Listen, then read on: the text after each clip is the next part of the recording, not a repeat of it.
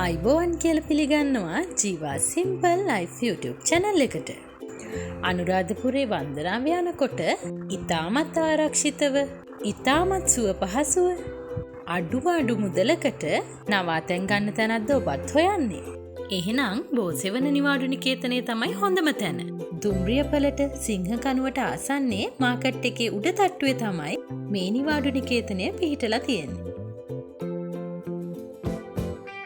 කොච්චර හොඳ වුණත් නොදන්න තැනක නැවතිලා අවදානමක් ගන්නවට වඩා අනුරාධපුර මහනගර සභාවෙන් පාලනය වන මේ නිවාඩු නිකේතනය ඔයාලා තෝරගත්තුතින් බය නැතුව නිවී හැනෙහිල්ල නිදිය ගන්න පුළුවන්. ඇයි ඒ විතරක්ද? ඉතාමත් සාධාරණ මුදලකට ඉතාමත් සුව පහසු නවාතැනක් තමයි මේ. AC ඇතුව නැතුව කාමර වෙන් කරගන්න පුළුවන්. අපි හිටියේ AC නැති කාමරයක වුණාට සුව පහසු වෙනං අඩුවක් තිබුණේ නැහැ. කාමරයට ෆෑන් එකක් තියෙනවනේ. ඒ වගේම කාමරයේ ප්ලග් පොයින්ට් එකක්, මේසයක්, ටවර් එකක්, ඩස්බින් එකක් මේ දේවලුත් තියෙනවා. බාත්රූම් එකත් හරිම පිරිසිදුයි. මේ නිවාඩු නිකේතනයේ ඉඳලා අනුරාධපුරේ වන්දනා කරන සෑම සිද්ධාස්ථානයකටම ඉතාමත් ළඟයි. ඒ වගේම කෑම උයා පිහා ගන්නේ නැති කෙනෙකුට මේ නවාතැන වටේටම කෑම කඩ ඕන තරම් තියෙනවා. ඉලෙක්ට්‍රික් කෙටල් එකක් ගෙනාවොත් ඒ හදාගන්න වැඩ ටිකත් කරගන්න පුළුවන්. කිරි ආහාර උනත් ඉතා පිරිසිදු හදාගන්න පහසුකම් සපයලා තියෙනවා. ගෑස් එකක්, ගෑස් සිලින්ඩරයක් ගෙනාවොත් උයා පිහා ගන්න උනත් පුළුවන්.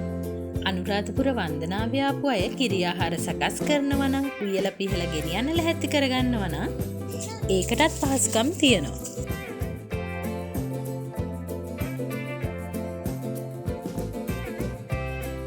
අපිට දෙන රූම්ස් වල කෑම කන්න නම් බෑ. ඒකට වෙනම තැනක් හදලා තියෙනවා.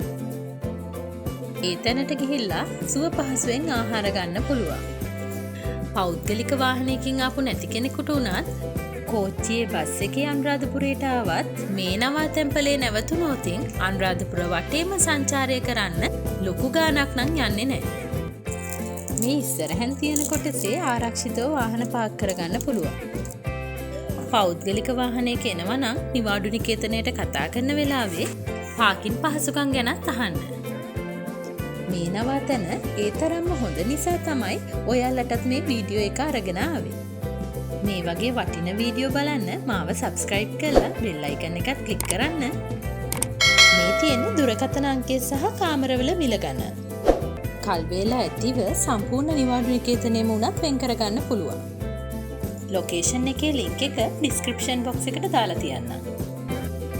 මේ වගේ වටින වීඩියෝ එකකින් ආපහු හම්බ වෙමු. අදට ගිහින් එන්නම්.